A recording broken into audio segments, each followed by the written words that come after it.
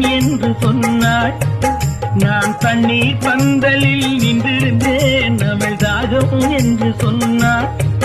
நான் தன்னன் தனியாய் நின்றிருந்தேன் அவள் மோகம் என்று சொன்னாள்.